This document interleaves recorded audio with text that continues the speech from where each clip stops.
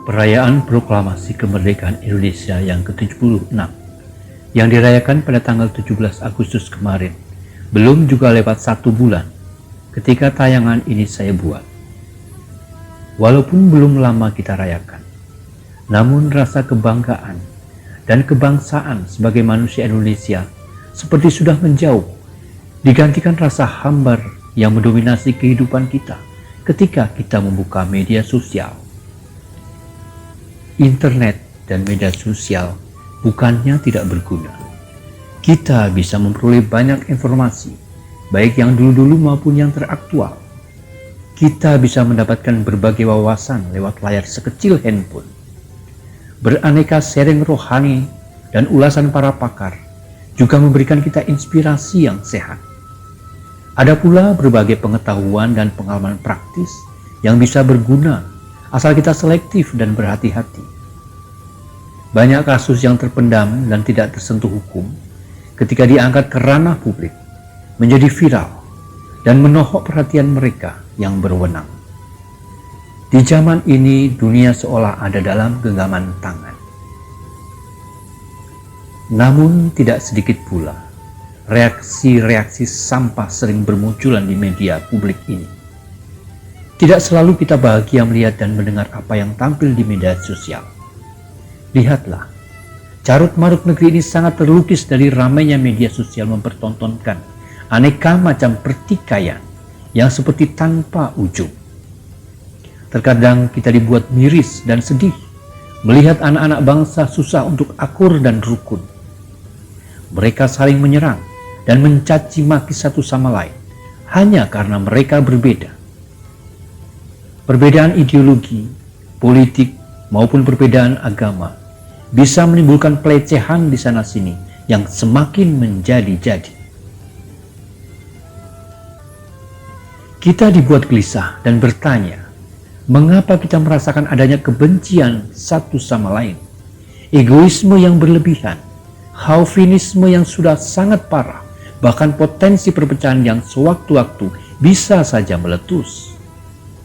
Hari demi hari kita seperti sedang menumpuk perpecahan dan ego kelompok tanpa ada obat pengurainya. Macam-macam hal bisa menjadi sumber gontok-gontokan di hari-hari ini. Taruh misalnya antara yang pro dan yang kontra tentang kaum Taliban yang sedang terjadi di Afghanistan. Soal isu PKI yang digoreng-goreng dan dijadikan alasan untuk menghantam para saudara setanah air. Walaupun kita juga tahu komunisme di dunia ini sudah remuk. Lalu ada penanganan pandemi COVID-19 dengan segala pernik-perniknya dijadikan alasan empuk untuk mendiskreditkan pemerintah. Amandemen UUD 45 dengan isu presiden 3 periode juga menjadi kendaraan untuk melakukan pembulian terhadap pemimpin tertinggi. Presiden tukang bohong lah, otoriter lah, menang curang lah, mundur sajalah, Jokowi itu PKI lah, dan lain-lain.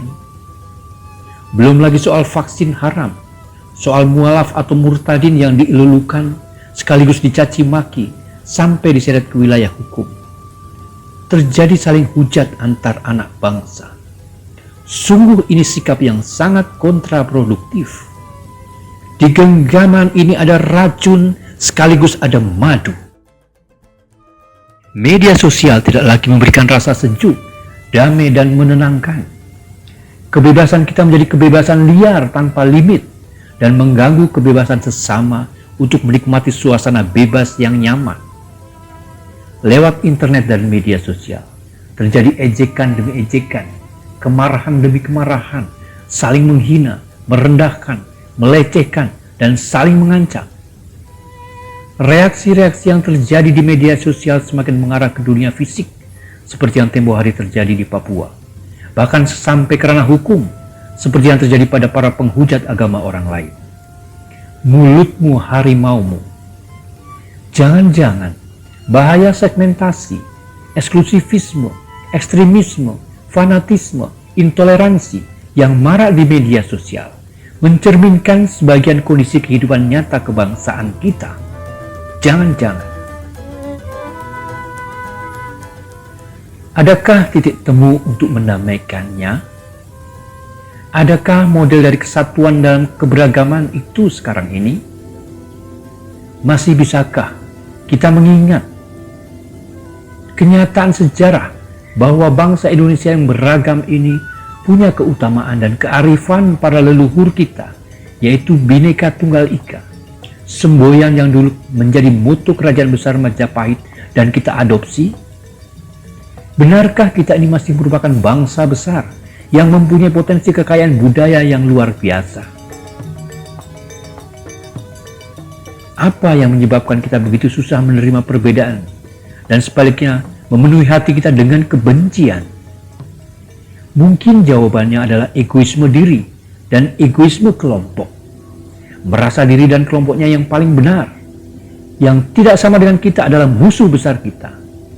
Padahal kita sama-sama tahu, selama kita hidup di dunia ini, tidak seorang pun yang tahu apa itu kebenaran sejati. Kelak, kalau kita sudah mati, kita baru tahu apa sebenarnya kebenaran itu. Nah, di mana kita bisa menemukan titik terangnya dan kembali menghidupkan semangat persatuan, toleransi, dan persaudaraan? Mungkin kita harus mengingat kembali sejarah terbentuknya bangsa ini. Mari kita tengok sebentar ke belakang. Bagaimana sejarah lahirnya semangat persatuan, kesatuan, dan nasionalisme Indonesia. Negeri kepulauan yang sangat luas ini pernah mengalami penjajahan yang lama oleh bangsa lain, khususnya Belanda. Namun politik etis di akhir abad 19 dan awal abad 20 yang dijalankan oleh pemerintah Belanda, yaitu irigasi, transmigrasi, dan edukasi, telah melahirkan cikal bakal pergerakan kebangsaan. Dimulai dari terbentuknya Sarekat Dagang Islam di Pasar Laweyan Solo pada tahun 1905 dan berubah menjadi Sarekat Islam pada tahun 1906. Sarekat ini berkembang menjadi organisasi pergerakan kebangsaan. Sesudah itu pada tanggal 20 Mei tahun 1908 didirikanlah organisasi Budi Utomo oleh Dr. Sutomo dan para mahasiswa kedokteran Stuvia, School Thought Opleiding van Indische Artsen, antara lain oleh juga Gunawan Mangunkusumo dan Suraji, berdasarkan gagasan Dr. Wahidin Sudirohusodo. Pada awalnya, organisasi ini lebih bersifat sosial, ekonomi, dan kebudayaan. Dalam perkembangannya, Budi Utomo justru menjadi gerakan awal yang bertujuan untuk memerdekakan Indonesia. Sesudah Budi Utomo berdiri pula partai politik seperti Indisi Partai pada tahun 1912, Sarekat Dagang Islam oleh Haji Samanhudi di Solo, Muhammadiyah oleh Kiai Haji Ahmad Dahlan di Yogyakarta, Asuransi Jiwa bersama Bumi Putra di Magelang oleh Twijo Sewoyo. Puluhan tahun kemudian muncul banyak organisasi politik lain yang terus berusaha untuk mengupayakan kemerdekaan Indonesia. Kebangkitan nasional Indonesia mengacu pada bangkitnya kesadaran para pejuang pergerakan Indonesia di awal abad 20 dalam memacu rasa kebangsaan. Bekas jajahan Hindia Belanda ini merasa diri sebagai satu bangsa. Kesadaran itu semakin lama semakin tajam dan mengerucut. Sumpah Pemuda pada tanggal 28 Oktober 1928 dengan gamblang menjadi tonggak sejarah untuk membentuk diri sebagai sebuah bangsa, satu bahasa, satu bangsa, satu tanah air, Indonesia. Puncak dari seluruh perjuangan itu adalah diproklamasikannya Negara Kesatuan Republik Indonesia pada tanggal 17 Agustus tahun 1945. Segala perbedaan diterima bukan sebagai kelemahan, namun sebagai sebuah kekuatan. Proklamasi kemerdekaan Indonesia sebagai wujud mimpi dan harapan anak-anak bangsa itu menjadi kenyataan. Negara Kesatuan Republik Indonesia, NKRI. Lahirnya negara Indonesia yang bersatu terasa sebagai sebuah mukjizat, tetapi juga sebuah takdir sejarah. Nasib dari wilayah, budaya, dan etnis yang membentang dari Sabang sampai Merauke adalah untuk bersatu menjadi negeri Nusantara yang disebut Indonesia. Itu adalah kenyataan sejarah kita. Oleh sebab itu, NKRI adalah harga mati. Jadi siapapun yang mencoba memecah belah kesatuan bangsa ini dengan alasan apapun harus berhadapan dengan seluruh bangsa.